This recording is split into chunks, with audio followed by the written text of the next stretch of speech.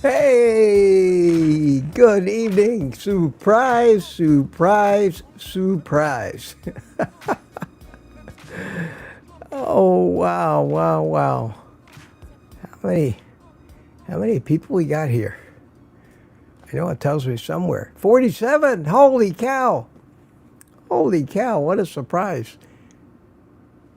Guess when I decided to do this? About a half hour ago. I was watching TV, the program ended.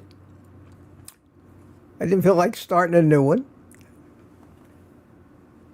I realized that tonight is the end, in case you didn't know, it's the end of daylight savings time. So we gain an extra hour. And I said to myself, oh, wow, what do I do? If I go to bed at my usual time, I will wake up at 3 o'clock in the morning and I'll be awake. I probably should stay up an extra hour. And that way, maybe I won't throw myself off as much, or at least a half an hour. And I didn't feel like watching any more TV. And I know I had said, don't be surprised if I pop up. And I said, what a great excuse to burn an extra hour. So I've run in here, set up, created the live stream, created the thumbnail, did all that. And I said, wonder if anybody else is sitting around trying to figure out how to burn this extra hour on Saturday night, and lo and behold, here you are, 56 of you already. Not bad, not bad. Very flattering, actually. And I see you're all in the chat, and I'm gonna have a little panel here tonight too. So I'm gonna throw a link up in the chat right now, and I will pin it to the top, and. Instead of having a Sunday morning live stream with a panel, we'll just do it tonight and talk about anything you'd like, except carnivore. We may talk a little bit about carnivore as well. So how are you? How are you? Let's see who's here. Let's see who's here. Wow, wow, wow. I'm here. I said, hi, everyone. Lori was the first one that chimed in. And that was only 20 minutes ago. Wow. Yeah, I was looking at the chat, and I saw 3 or 4 people waiting. This is kind of short notice, and nobody had chatted. I wondered, is the chat working? So, and Lori's here. Lori says she canceled karate tonight. Karaoke. Not karate, karaoke. Well, I hope you didn't just do it for me, but that's very nice. Peter chimed in. Hi, Professor Don Shanger is here tonight. MK is with us. Maybe a lot of people that are out west that don't like this early. Maybe this might not be a bad idea. We'll see how it works out. Maybe we'll have Saturday Night Live. I don't know. Everything changes constantly in this YouTube landscape. Linda Price. Hi, Linda. How are you? And Donna Ray is here. Bacon Runner. Good to see you. Marla Kelly's with us. Marla, hi. And Jerry Voitish. Hi, Jerry. How you doing? And I was dancing, and You can't sit still to that music. You can't sit still.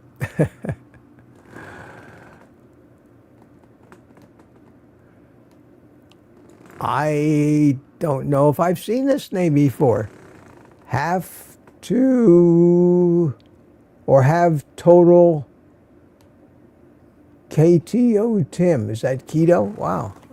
I could read that in any number of different ways.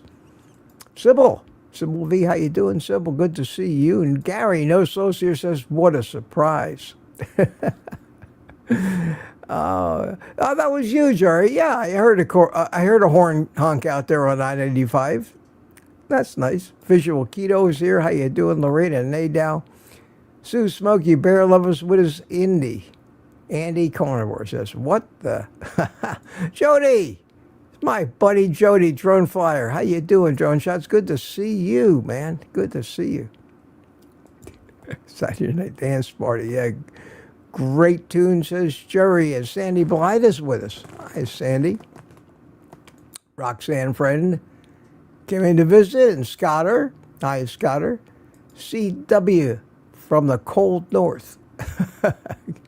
Gale force winds tomorrow. Wow. It's been cool here. It's been gorgeous. God, it was a high of 73 today. When I got up this morning, I put on a sweatpants and a sweatshirt. I was wearing that sweatshirt when I recorded that video this morning, that blue sweatshirt. And I since changed into a T-shirt because it got kind of a little bit warmer. But I love this weather. I love it. I love it. Yeah, it was a surprise for me too, Seville. B-Matt, Brian, how you doing? How you, my friend? And Austin. Are you from Austin too? Right, Jerry, tomorrow. The sun comes up an hour earlier. Thank you. Thank you. I've been waiting for this. I hate to wait for 7:30 for the sun to come up. I'm already up for 3 hours, usually by then. I like the early morning. I'm going to be starting tomorrow morning, without a doubt, getting out there barefoot in the grass every morning, right when the sun comes up. And just stand there with it right in my face and my eyes, no glasses, no sunglasses, and just stand there for 10, 15 minutes in the grass. Maybe drag a chair out there and sit down in the grass, but keep my barefoot on the ground. By the time daylight would come, I'm too busy already. I was already into my live streams in the morning. So I can go out there and get the morning sun now. I have 3 live streams a week, in case you haven't got the word. And I'll have a lot more time to take care of myself, I think, this way. A Ketone Seeker, good evening. Good evening to you. And I did post that link if somebody wants to come in here. I don't know if this is going to be a very long live stream tonight, but I have not watched anybody's carnivore YouTubes today. I took a day off from it. Didn't watch Rick's stream. My ears didn't burn too much, so that was good. I don't know what went on in any of those things. I didn't watch anybody, any channels, anything about carnivore today. I totally avoided it. I made that video this morning. This afternoon, I read many of the comments on it, and I think I learned a lot from making this little introductory video to my new deal and reading the comments and seeing it didn't get a great response, but I would have been surprised if it had. And I won't talk about it now, but I will probably record chapter 2, the second video about that, and talk about why I don't think, even if this might be the answer to all of the problems, it'll never get a lot of traction and never get a lot of play. just like so many other great ideas, just like carnivore or low carb in general.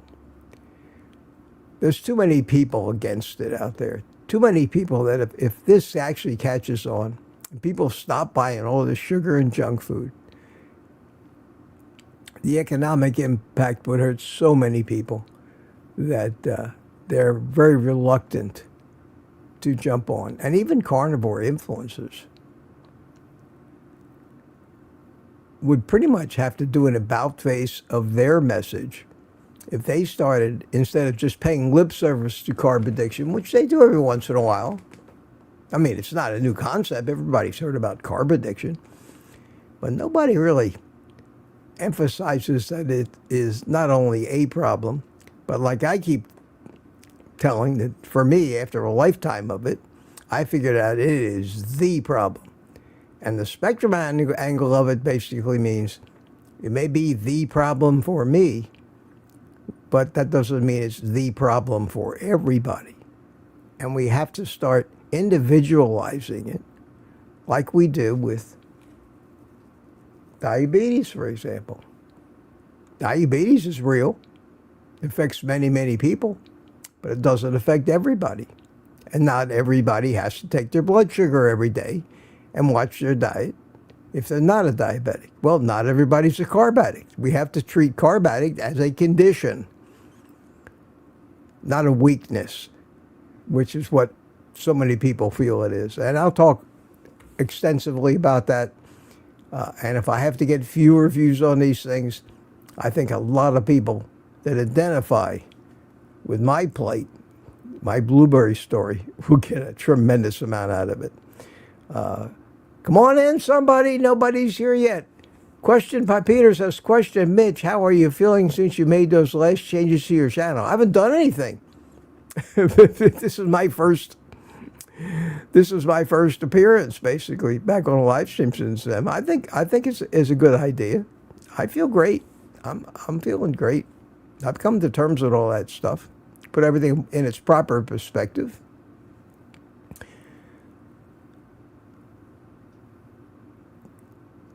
Kind of made peace with the fact that I know why so much of that affected me as bad as it did, and why I was so aggravated about it, and took the blame for a lot of it and changed things around to give the people what they want, basically. So, no, I'm fine. I'm fine. Not the first time in my life. I've been to the point where I was ready to walk away and had to make a decision. Well, I got to bite the bullet, admit that so much of this problem is mine. I've tried to explain it to people, but people, not everybody hears every message. That's the problem. Not everybody does. So at any rate, somebody come in and talk to me or not, that's okay. I can just interact with you in the chat as well. Who do we have here? FHM. FHM. Hi, Mitch. Over in Arizona, no daylight savings time. That's smart. We ought to just do this. We ought to do this. Barry Simon, how you doing, Barry? How you doing? Good evening, Mitch and everyone. Good night, all. Great. Scotter can't make it in the morning, so this is great. This is great. I've changed. The new schedule has 2 evening live streams a week now for the private community, Tuesday and Thursday evening.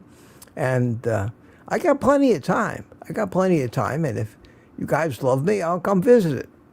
I love you, and I love it when you come visit me. I get cranky sometimes. I rant sometimes. I'm an emotional guy, and I wear my heart on my sleeve, and I'm not very coy. Whatever's on my mind, I always say this, comes right out of my mouth. Some people hate that about me. Some people like that about me. Again, we're all different. Furrow, Grandma, how you doing? Good to see you tonight. Good to see you, Richard. Richard Cranium. That's a great name. Cranium. What was Wilston? How you? Oh, here in Florida. How you doing? Good to see you. And everybody's starting to say hi to each other. Who haven't I acknowledged yet? Jerry, Lori, Jerry. Richard, Tennessee is represented in the House. Richard Williams from Copperhill. How you doing, Richard? Good to see you. Good to see you. And so we're just chatting tonight. This is kind of a relaxing night. How many people didn't know that you had to set the clocks back at 2 in the morning or before you went to bed? How many people did I surprise you with that news? Because quite frankly, I had no idea that tonight was the night until about 2 hours ago. when I saw it, I was perusing YouTube for something to watch, and I see a YouTube video about daylight savings time. And I said to myself, "Oh, that's right. It's supposed to happen about sometime in the beginning of November." And I said, "I don't think it's tonight, but I better check." So I clicked on the video, and sure enough, they're talking about tonight. So I said, "Wow, that's a surprise."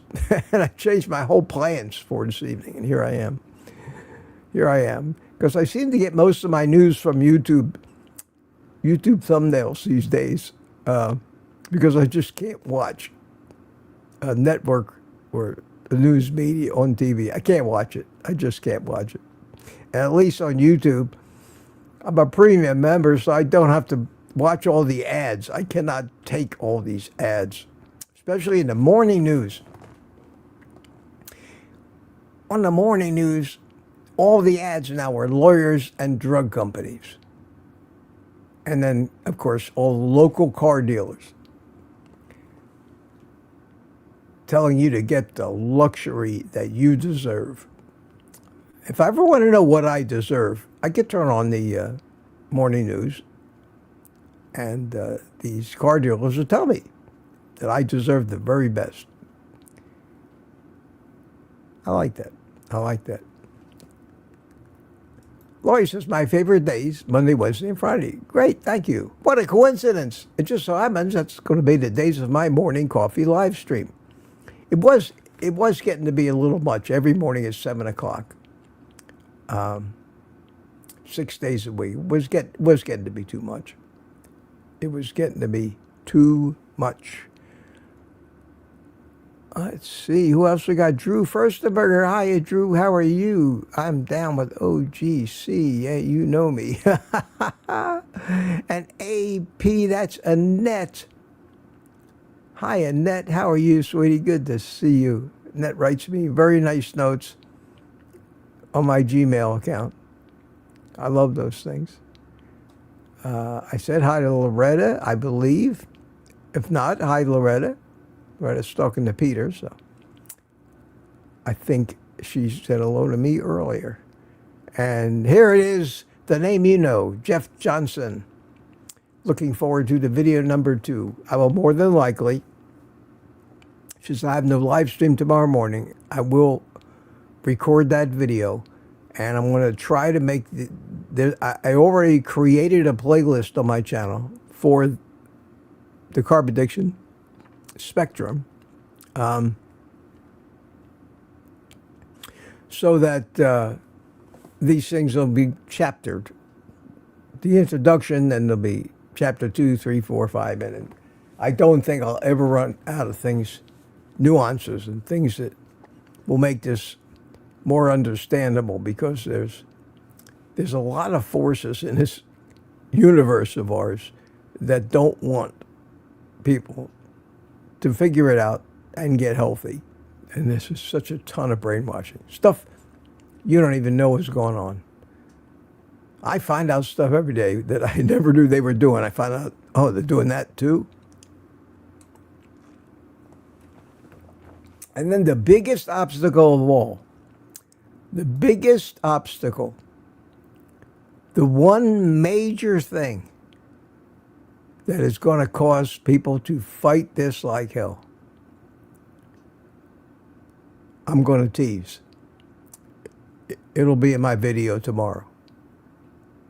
it is the biggest single obstacle in the way of people accepting this as some kind of reality and something they should take seriously, because this whole deal, this thinking, is what enabled me to finally succeed on carnivore and continue to be able to do it with no pain, no cravings, unless I fall off the wagon or go to the hospital and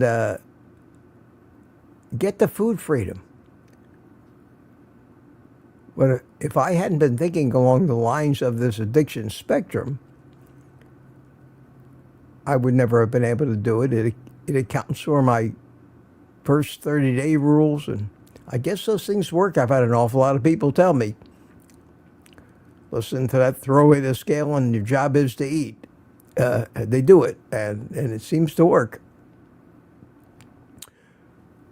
Oh, right. Who else we got here? I think I said hi to everybody. Here's a question from Peter. I got to that already, and I'm just going to continue to keep going down the chat here.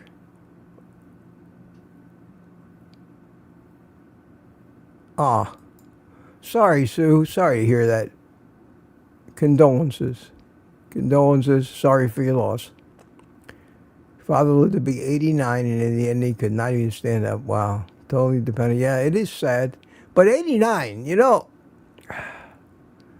you can't... 89 would be fine with me if I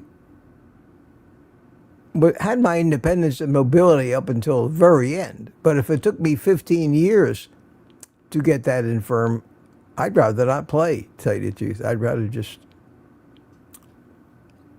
adios it somehow. But we never know. We all say these things, but then it hits us in the face, and you see how strong your will to live and maybe get better. I faced that earlier this year with a stroke. All of a sudden, everything is gone. And it's easy to give up in a situation like that as you get older. If you're 30 years old, you got to fight like hell. You got to fight like hell. If you're 78 years old, like I am, I was 77 when I had the stroke. You already lived 2 years longer than the average age in this country now. You say, what am I fighting for? If I don't get better, how many years of being a crippled invalid do I really want to survive without bedridden watching TV all day? Fortunately, I think even with all the problems, I had a great life, and these things cross through your mind.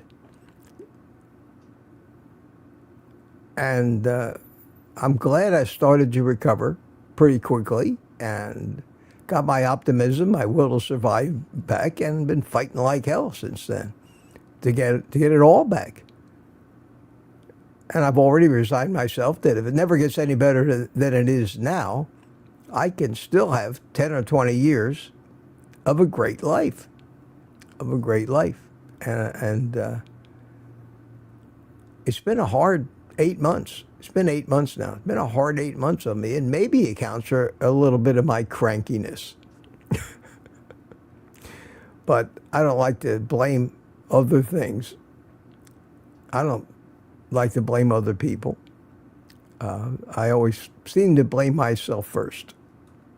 I don't want to play the victim card, just for the same reason I don't want the handicap sticker in my car. I don't want anything special. Now, if I never get better, and I get to the point, right now, I could go to the store. I could go to Sam's Club without a walker. I could still risk a fall on the way from my car to Sam's Club, just parking in the regular parking lot, walking all the way, because I'd rather walk all the way. I always would park my car far, way out at the far end of the parking lot for two reasons. Number one, so it wouldn't get all dinged up by inconsiderate people. So I'd find a place way out the corner where nobody is. And it gave me an excuse to get a little exercise. If I make it into Sam's Club on my feet, and I haven't done it yet, I grab a shopping cart. That's a walker. That's a walker. It's something to hold on to. It's not my strength that I have an issue with. It's just my balance. And if I get tired and I got a shopping cart, I can hang on.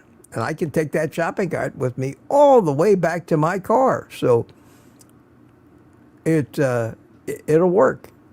And it is going to be long from now until I actually start going shopping again and walking again. But to just go out and walk a mile or two with no support, no cane, or no walker, I think that would be, at this point, a little too much of a risk, the risk of a fall. I've fallen once. I haven't talked about it much, but I have fallen once. About 2 weeks ago, I was out on my back patio, and my foot got caught under that stupid throw rug, and my feet were too close together, and down I went.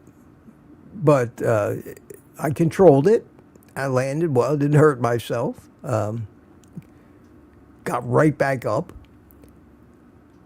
And in the last 2 weeks, I've kind of got my confidence back. But it didn't hurt me, but it hurt my confidence.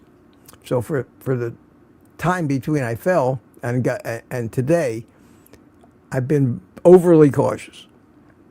And that's not good. It may be safe, but it's not good, because you need the confidence to go. You can't be hesitant, because that's when you're most likely to fall. So one time in 8 months, it is what it is. I'm not going to go back to the wheelchair, that's for sure. But I have to be careful, because somebody my age were to fall a certain way, maybe break a hip, that'd be the end. It would. I don't think I would ever get back to fully recovered from something like that. But who knows? I'd probably fight it. I guess nobody wants to come in tonight, and that's okay. That's okay, guys. I'm happy just chatting with you. Ketone seeker, carbs feed the enemy. Candida, no bueno. And CW's, how you doing? Peters, everybody's having a party already. Isn't it? I guess there's nobody else having a live stream or anything tonight. I got almost 100 people here now. Wow, that's a big surprise. I thought that I'd get, maybe 50 tops. 60. I figure everybody has something else to do, so this is a real surprise. Either that, or it's very sad that none of us have a life. Either way, it's okay with me. This is my life anyway. Let's see. I'm up to 927. It's like normal. I'm getting behind. Everybody's throwing condolences Sue's way. And Lash is here. How you doing, Lash? How are you, my friend? Says, howdy, y'all. How you doing? I haven't seen you here. I guess this your timing precludes you from or work or something. So good to see you, man. Good to see you. It is. Did I put Lash's name up there? There he is. Carnivore Healing Retreat. Howdy, y'all. And this is, it is your mom. Hi, Mom. I was carnivore for about a year. Went off. I'm a mess. Got to start again.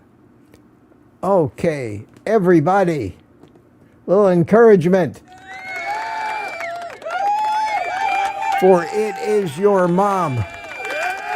Get back on it. You can do it. You can do it. And welcome. Good to see you here tonight.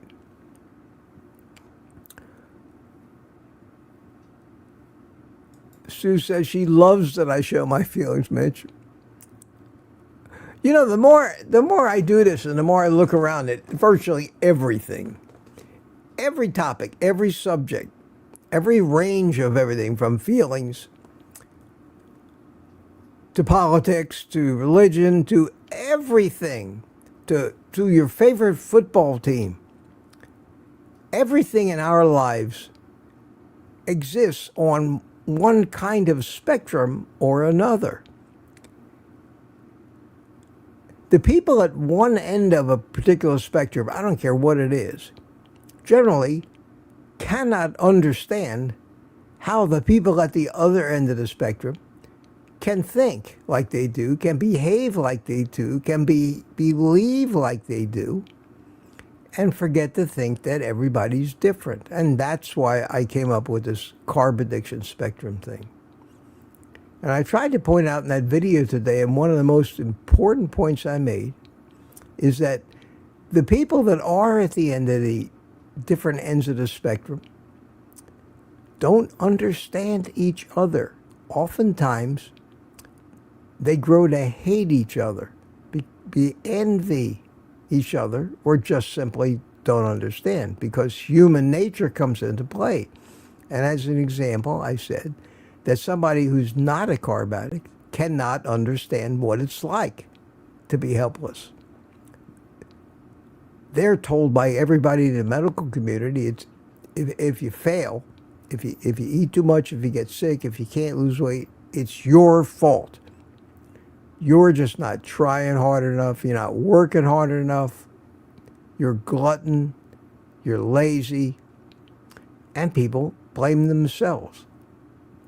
The people who have no problem can eat anything they want and then start to get arrogant and self-righteous about it in their attitudes and look at the fat people and the sick people and say, I don't understand how come you can't control yourself because I have no problem controlling myself. And part of my test that I'm writing and I'm developing to find your place on this particular spectrum is going to be a slew of psychological questions because that tells almost more than anything else. For example, do you think people who can't control what they eat, do you think there's something wrong with them? Well, obviously somebody that would answer yes cannot be at the high end of the spectrum. They have to be somebody that does not have that problem for them to have that attitude. Conversely, anybody that can identify with me when I talk about my own addiction and myself has to be the upper end of the spectrum. So the average YouTuber comes on and talks from exactly their location on the spectrum. And their advice really, in most cases, only applies to people just like them. And when people who aren't just like them, who are far away on the spectrum, try to apply their advice, it's not going to work because they have not felt what you feel. And that's the whole reason for this. Is before we start telling you what you can, what you need to avoid, what you should be eating, we got to find out who we're talking to. We talking to the guy that's a slave to food, or we talking about the guy that thinks that people who are slave to food are weak and something wrong with them, and they should be like him and he's better. And that's the guy we want to kill, you know. And when he comes into our live streams and our chats and says, well, I never have that problem, half the people say, yeah, neither do I. And the other half of the people say, I'm glad you're not in the room with me because I would have strangled you.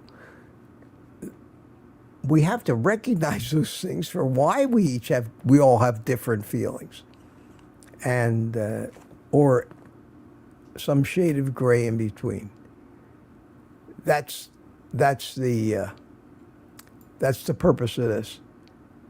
I said I was going to talk about it tonight, and I want to save all this for these. But that's what these videos I'm going to be making are going to be talking about, all the different little nuances. But the one piece of advice that I'm going to come out with tomorrow is something actionable, because that's what we're missing in so many of these videos. We all talk about Ellen G. White. We all talk about Ansel Keys. We all talk about plants are going to kill you. We all talk about all this stuff. And leave sometimes from so many of these things. Say, yeah, I believe all that. That's great. Now, what am I supposed to do about it? What did you say that is actionable? You stated the problem, defended the reason why you think it's a problem, prove to me that, yep, we have a problem, and said, eat meat. Well, maybe I can eat meat plus some other things. And then we get the Nazi carnivore, the strict carnivore. We get the people, everybody's got the lion diet. We got 35 different diets. And now we got people telling us we need to add carbs because we're going to die if we don't. And even that, where does that come from? Do they have motives for saying that? But the one thing, the one actionable thing that I think it applies to at least half the people, because I think carb addiction is a majority problem. It's evident. I think at least half the people, the actionable advice would be, you gotta be zero carbs. You got to abstain from carbs. And I think the way the scale, I'm fleshing out the scale, anybody over a 50, when this scale is done, anybody over a 50 cannot really obtain food freedom. And going carnivore is the only thing I've ever found in my lifetime. Going zero carbs, period, is the only way that you will ever obtain food freedom and get the cravings to stop. That's the key. So this whole thing is really going to be a method to say,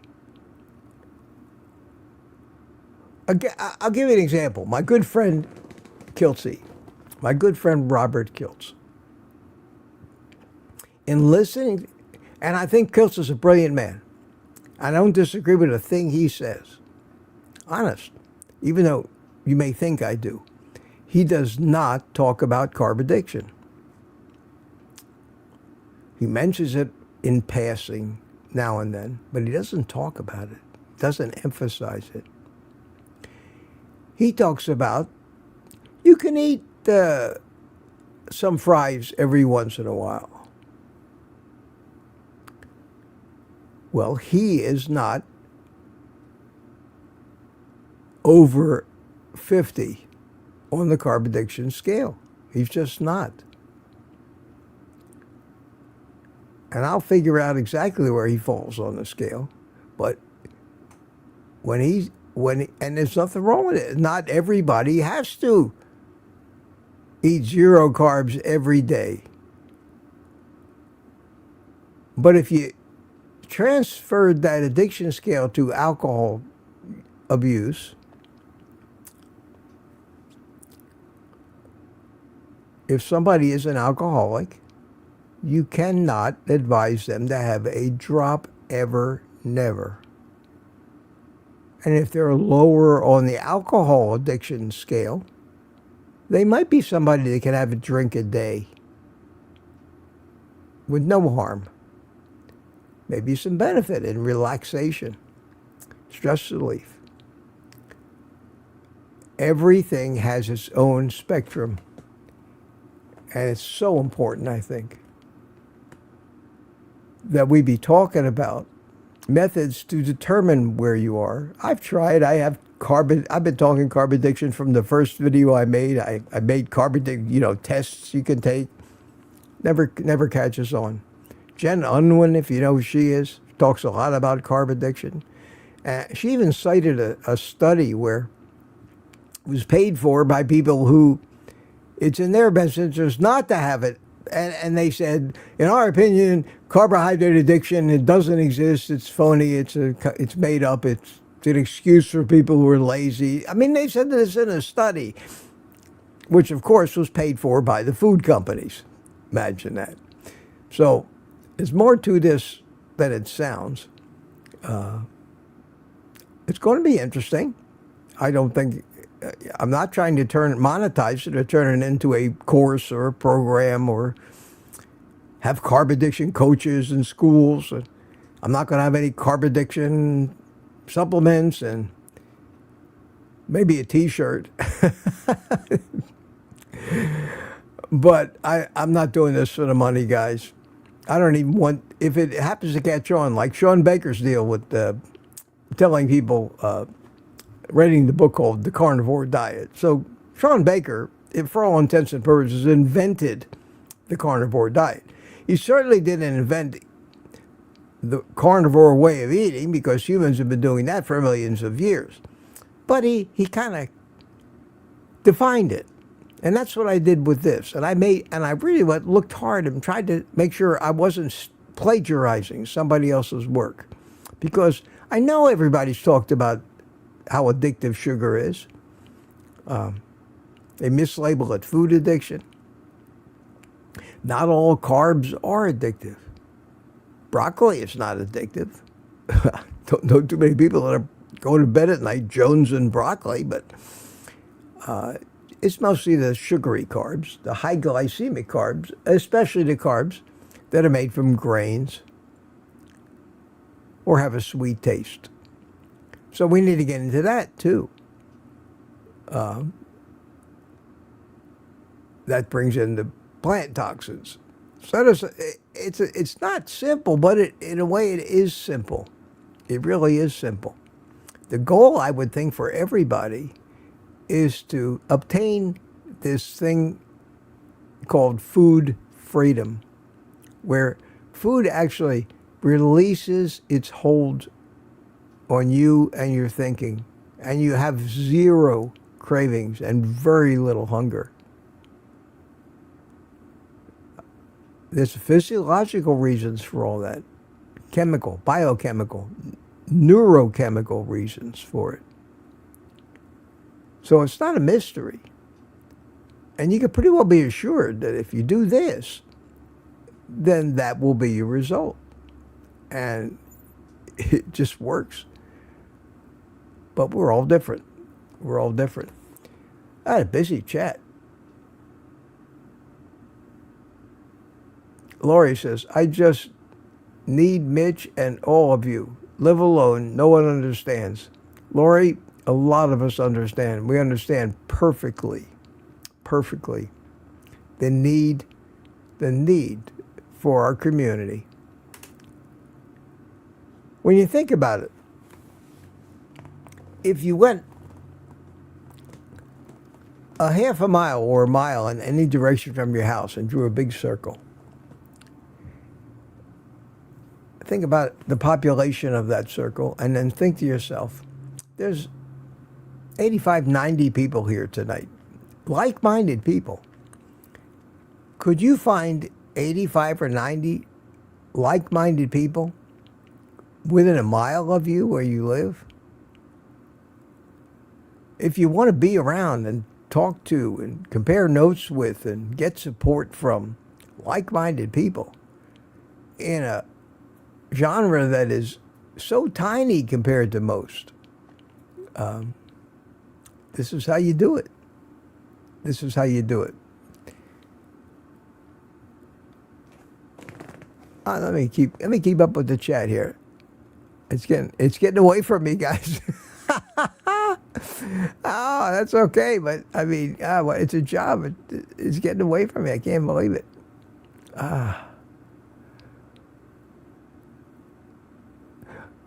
Is your mom says, maybe I'll start with keto this time. Well, again, see, when I flesh out more of this carb addiction spectrum, I will be able to tell you whether you will be able to maintain that. And when you do eat your 20 grams of carbs a day, That would be fine as long as you avoid, and we'll have a list of the carbs you have to avoid depending on where you fall on the addiction spectrum. It is somewhat scientific, but I got to invent it, and I got to figure it out because I don't have a big budget for this. I don't have a team of scientists in white coats and a big grant from some government health agency. This is good old Mitch. I spend my own money buying domain names so that I can have websites for this stuff. And I got 2 domain names, which I was surprised. I got 1 domain name, carbaddictionhelp.com. I just took a shot at it. I figured, surely somebody, domain names, if you try to find if a domain name is available, you go nuts sometimes trying to find something. It's like trying to find a new name for an email address, like on Gmail, that people recognize. But I have to put 10 numbers in there to make it different from everybody else. If I tried to get an email address, Gmail, mitchweiss@gmail.com, I'd probably be up to about 10,000 now because there's so many Mitch Weisses, and it's not even a common name. But I went and looked last week for carbaddictionhelp.com, and boom, says it's available. I grabbed it. And then, one of you, and I'm embarrassed to say, I get so many emails, I don't remember exactly what it was, said, I looked and, hang on a second, bear with me guys, because I need to give credit for this. Need to give credit for it.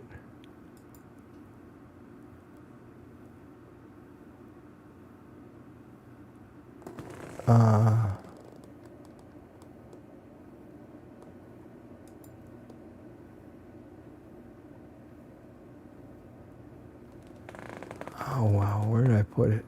I have so many emails. I file them all away too. Here it is. It was John Beatty. John Beatty Art. You all know John Beatty. He's in here a lot. And he emailed me and said, "Hi, Mitch. Don't know if you thought about it yet, but the domain name Carb Addiction Spectrum is still available." The instant that I read that, I said, and I went on, and it was available, and I bought it. Because it's an obvious domain name. Because if you've got a program or a business, you need to have your website have the same name. That's just and if you have own a domain name that you don't use, and maybe you bought it 30 years ago, it can be worth a fortune on the resale market to a company where it fits, but you own it. I own one domain name that I've had for over 40 years since the internet started, that has 3 letters in it. WCI. It's a .net, but not a .com, which is not nearly as good. All these other .biz, .tv, .that, the other thing, don't mean much. .com is the one that everybody automatically assumes. It's what a website. There's .org, .edu, .this, that, .com. When I went, my computer company that I started 40 years ago was Weisco Computers Incorporated. Weisco, named after me, so it's WCI. I got the domain name WCI.net. That was great because .net was the extension that kind of indicated technology-based or internet-based, and we were there at the beginning. So, and I have renewed that every year, and that company closed 20 years ago. But I do it every year. That domain name. Imagine if you started some big new tech company, multi-billion-dollar company, and the initials of your company's name was WCI. And every once in a while, I do get an email from the registrar that says, so-and-so is interested in buying your domain. And I don't want to sell it for nostalgia, but there's a chance, or not, that someday somebody big is going to have that domain name, and it's going to offer me $1 million for it, because they sell for more than that. Imagine how much like IBM.com is worth, Microsoft.com, HP.com, Apple.com. Imagine how much it would take to buy that domain name and get that web identity. So I got a hold of this CarbonAddictionSpectrum.com and CarbonAddictionHelp.com, and that just showed me right off the bat that I'm not plagiarizing this from anybody, because anybody that comes up with something that they're going to develop, first thing they do is grab up every domain name they can that's even close. Loretta says I should patent it. I can't. I can spend a ton of money with lawyers trying to trademark it. I don't care, because I'm not trying to build it into a business. If I was a young man and say, Dad, this is a great idea, and people are jumping on board, and I'm going to bet my future on it, yeah, I'd really work. I have protections that you get automatically. Number one, getting the domain name proves when you started using this term. And this term hasn't been used. I mean, I went looking for it, and that falls into the copyright laws. You don't have to register a copyright. You own a copyright by what they call proof of first publication. In other words, if you can show where you've been using that phrase in public commerce or in the public sphere since X and such date, you have to be able to prove it. Well, the fact that I own the domain names of both of those terms is solid proof, because that's public record, the registration of those domain names. So I never have to worry about that. I doubt that this is such a worth so much money, or has the potential to earn that much money, that anybody's going to plagiarize it. That's not why I'm doing this. But I am covered as far as legally saying I'm entitled. Kind of, I imagine even Sean Baker could claim that the term "the carnivore diet" is copyrighted by him, because he published the book 8 years ago. And before he wrote that book, people weren't calling it. I'm sure Ken Berry could claim right of first publication on the PhD, proper human diet. But there was a movie many years before Ken Berry came out. You can still find it on YouTube. It's called In Search of the Perfect Human Diet. That's also PhD. The people who made that movie don't really have anything monetarily at stake, but Ken Berry does. Ken Berry's built quite a business around the PhD, the logos. Can anybody claim to own the term PhD? I don't know. In a certain use you could, but I'm too old for worrying about that kind of stuff anymore. I'm doing it to try to help. Give a last parting gift, last relevance, and maybe a little legacy. And in reality, I almost kind of hope that it does somehow gain some traction and people start using it, and I can just sit back and not have to remind everybody it was my idea, just be happy that I did something that caught on like that. We'll see. We'll see.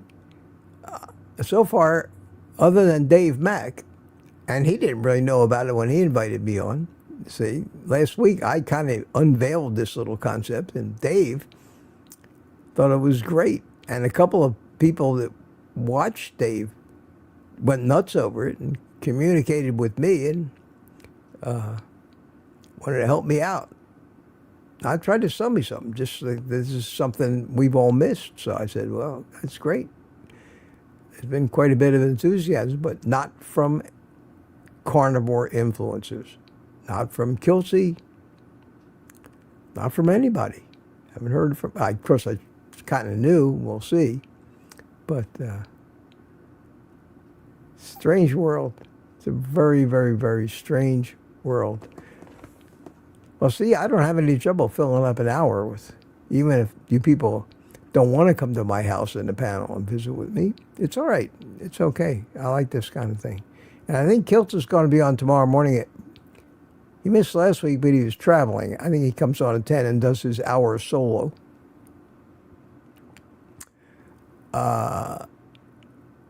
So let's see. Mitch, okay, everybody's talking about how they do things and what they eat, and hope this is all helping people. FHM, I'm an original Florida gal, born in Tampa in the 60s. In the 60s, you're a young lady.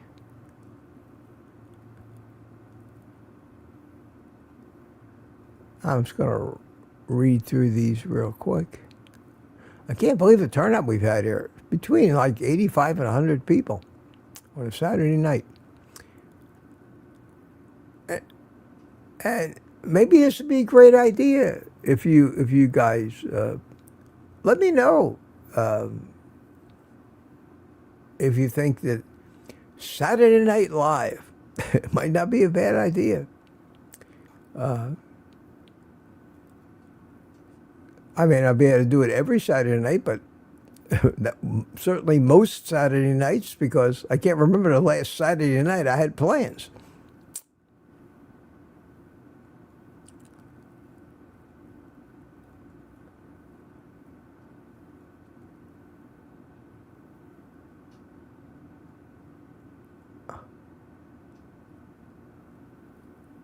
Who is this? Jay Sweat. Hi. Hi, Jay. How are you? Didn't recognize that name yet. Jemper. Grandma. Mitch, do you have any comforting words for a fallen carb addiction right now? Laurie, did you go off the wagon?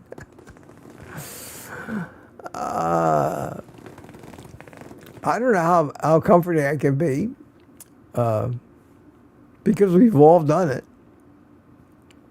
We've all done it, and it's really not our fault. Something triggers us.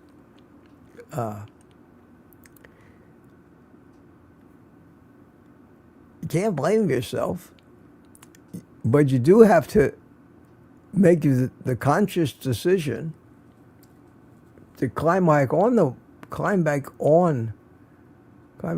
wagon. And my suggestion always is do just exactly what I did when I fell off the wagon, because of my hospital stay. Got re-addicted to carbs, because that's, no matter what I tried to order in there, everything came with its share of crap blended in. Go back to the 30-day advice, throw away the scale, and just start eating animal food, eating meat, and such, and don't let yourself get hungry, and have it. The biggest thing is pre-cook a bunch of it, hamburger patties, bacon, maybe some chicken thighs, get them ready to eat, and just keep an eye out for the cravings. And when your mind starts to wander towards the carbs, just go stuff your face. And if you know, and within a short period of time, a week or two, it'll be easy again. You'll knock down 90% of the cravings, and what you have left will be manageable. And that's how so many of us have initially gotten on carnivore. It's much easier to do the second time. Doesn't take as long, but you gotta do it, and that's tough because you fed your little beast and reminded him how much pleasure you used to get from eating that stuff, and it's so easy to just fall off the edge. It's so easy, and you know, most people do. That's and you can tell by the recidivism with companies like Weight Watchers, Nutrisystem, Medifast. And now you can tell by the renewals for GLP-1 prescriptions. That's a whole nother story. A whole nother story. Is that you? Tanya? I've missed you. I missed you. Maybe with the time change, I'll be awake for morning coffee. Well, that's great. That's so good to see you. I thought maybe you were mad at me for something. I mean, I managed to make a bunch of people mad here this past month. So I'm so glad to see you here. So glad to see you. And maybe I have to do this thing on Saturday night. Maybe that would be, you know, that would be ideal for my friends who just can't make any of these other things. I'm giving some serious thought. I'm having a good time. It's 10:16 here. Been at it for an hour. So I burned that extra hour today. But that's okay, because I don't have a live stream tomorrow morning. I did sleep until 7, believe it or not, this morning. So this might work out great. We'll see. We will see. Yolanda. Hello, new to your channel, just learning about your story. My sister had a stroke 3 weeks ago. She's 71. Oh, I'll give her my best.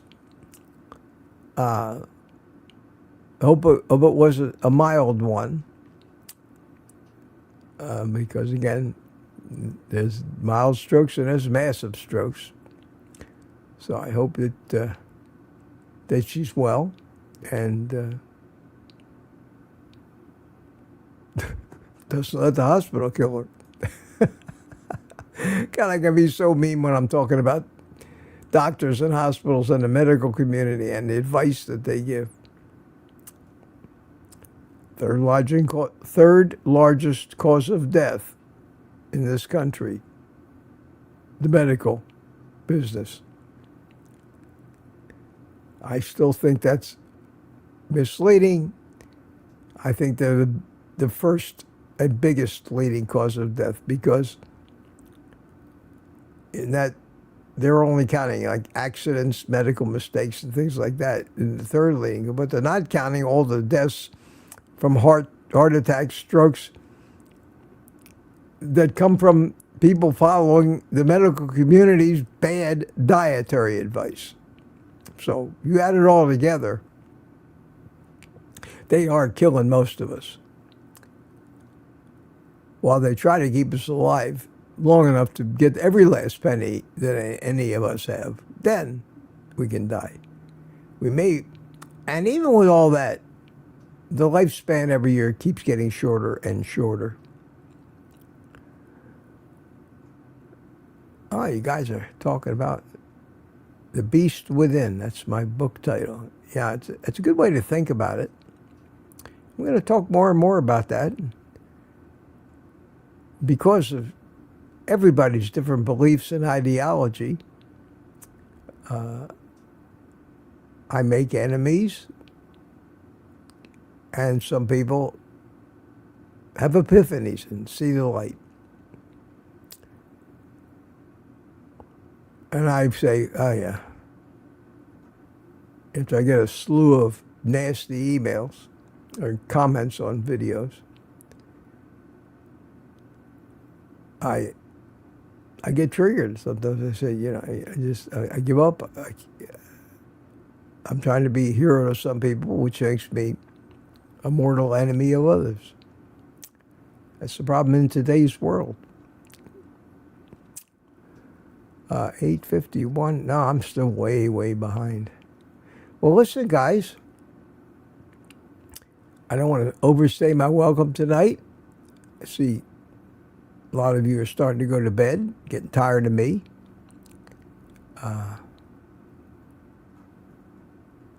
So we're going to kind of breeze through the rest of the chat here. See if I can get... my phone is going off. What do I got here?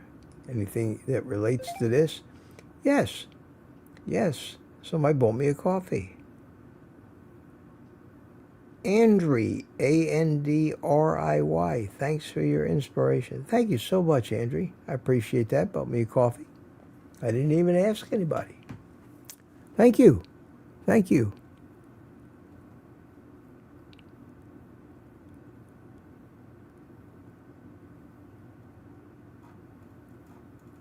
Look at all this chat. Wow, wow, wow. Richard Adams Jr. already set back the clock, wondering what I was going to do now. Hey, me too. Me too. Me too.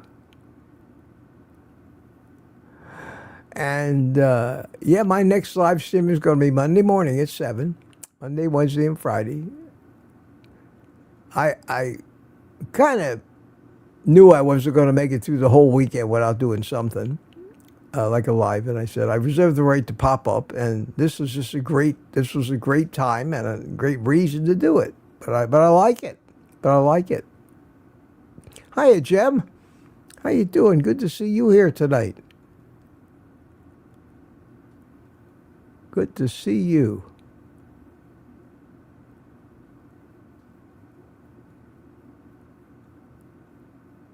Sandy, you still here? Let's see. Tanya says, loyal Mitch fit always. Atta girl. I appreciate that. I do appreciate that.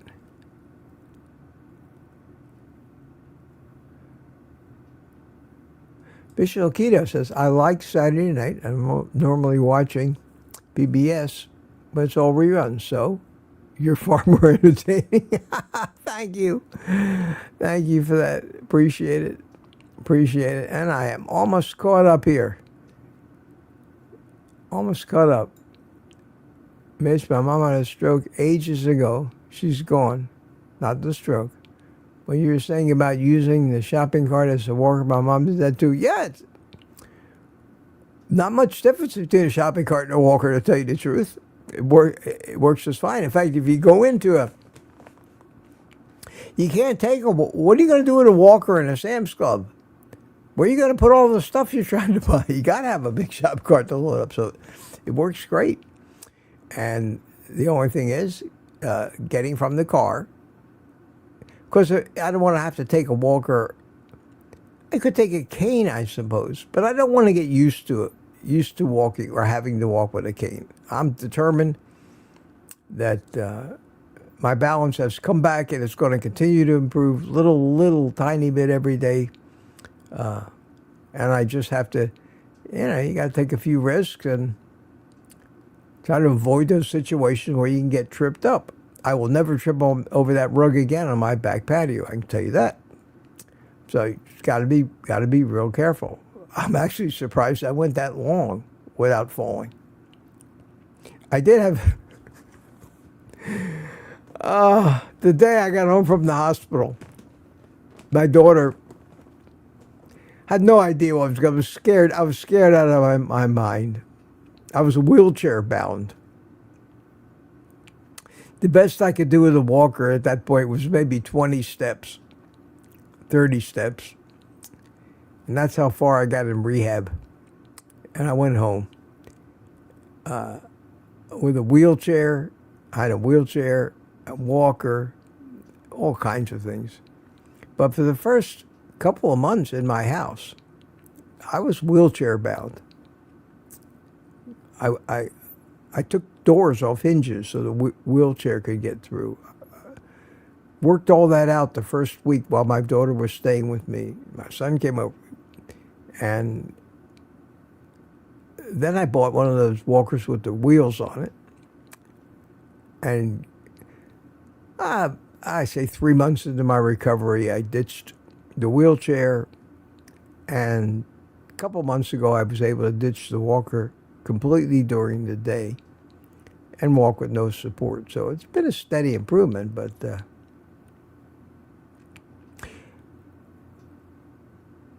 I don't take the walker out much.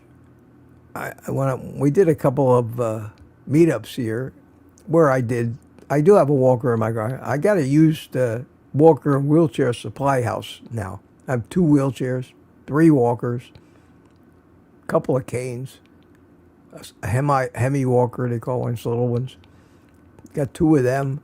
So I had them in my car, I have them in the house, I had them out on the patio, I have them everywhere I went. It enabled me to get around, up and down the steps with no problem. So it just goes to show you, where there's a will, there's a way, they say. Where there's a will, there's a way. But without the will, nothing happens. Nothing. Lucy, work. How you doing, Lucy? Good to see you tonight. Jem says, Mitch, you make me teary-eyed as I missed you. That's so sweet, Jim. Mitch, clocks go back. Will be 3 a.m. for you. No, you set them back. You're supposed to set them back at 2 o'clock. It becomes 1 o'clock. So you actually get an hour extra. Get an hour extra. Spring ahead, fall back.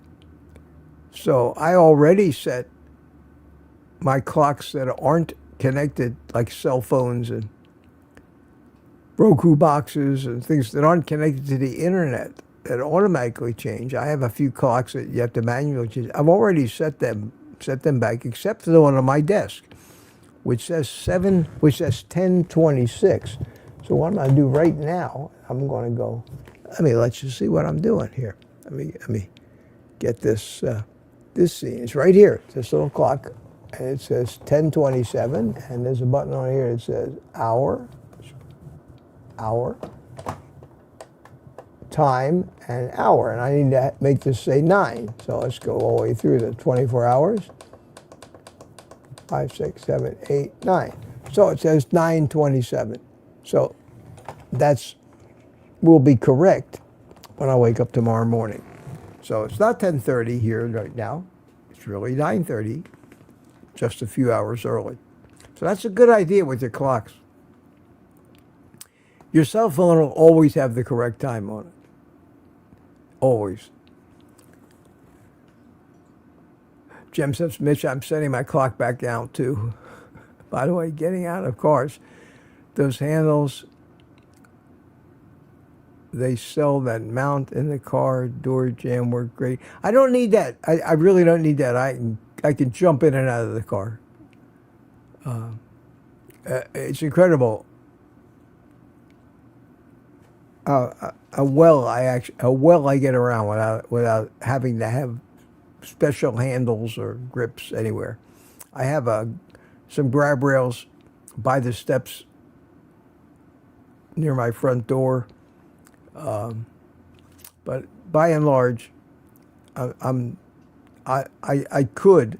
I don't want to, but if I had to live the rest of my life like I am now, I'd be fine. I'd make it.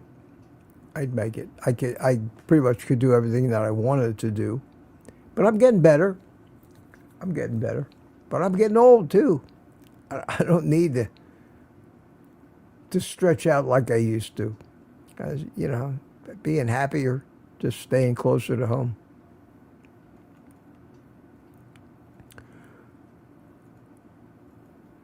I'm just going to scroll through the last of the chat. A couple minutes behind here. There it is. I did it. I'm down at the bottom. And Jim said, Mitch, you're not old. You know, there's a lot of platitudes that we say, age is just a state of mind. No, there's a lot of other things. You got to be realistic about it.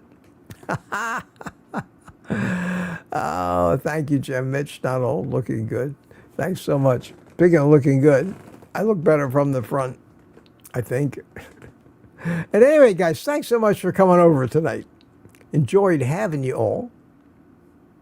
Be careful on the drive home. Oh, there's Larry Mudbone. Mudbone, how you doing, Larry? Do you think we will ever stop the hour back ahead nonsense? We keep talking about it. It's all politics. And we're, like everything else in life, we're split 50-50 on it. Depends who you are.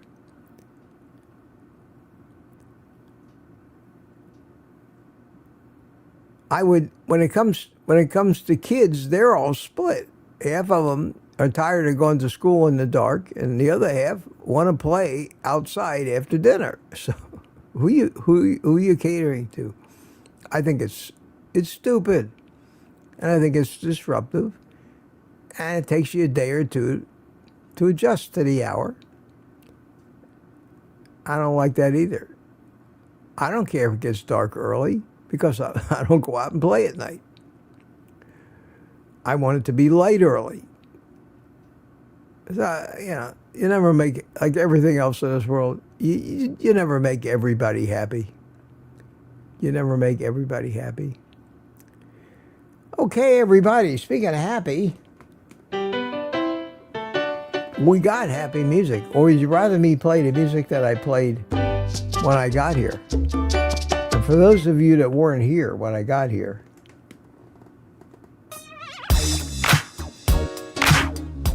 that's the music that I played.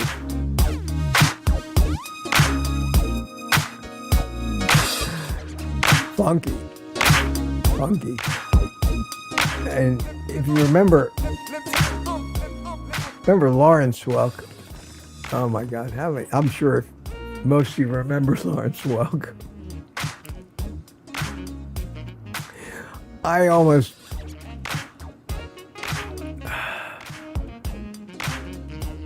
oh God, I almost lost it one night.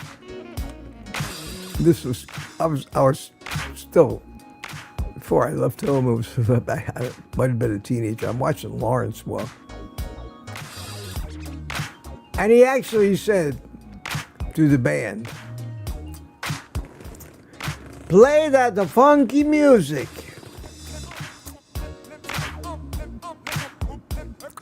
And that was it. Play the funky music, he said. And I was on the floor. And whenever I play anything like this, it immediately comes to my mind. I hear Lawrence Welk saying, play the funky music. And those of you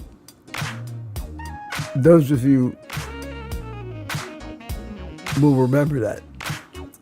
Mark Yost, hi. Mark says that music makes you laugh. Yes, it does. It does. Yep. That's not rap. I don't do rap either. But I like funky music like this. I like it. So at any rate, guys, you know the drill. See you Monday morning. There'll be a video more than likely tomorrow afternoon about 2 o'clock. Chapter 2. And hopefully people will start to get more and more interest in this thing. I'm not trying to attract everybody's attention. I'm not going for the clicks. I'm not trying to deceive anybody. No clickbait. No, why? I wonder what that's about. I have to click. No, none of that. It's going to get what it gets. It's for people who are serious about this and don't want to try to tell me why I'm wrong. I'd rather not watch it at all. So, we'll see how it goes. See how it goes. And I'll see you Monday morning, 7 o'clock. And until then, my friends, take the rest, whatever's left of it, of the day off. The song is ending. It's fading out. So I'll tell you to eat meat. And good night. And don't forget to set the clocks.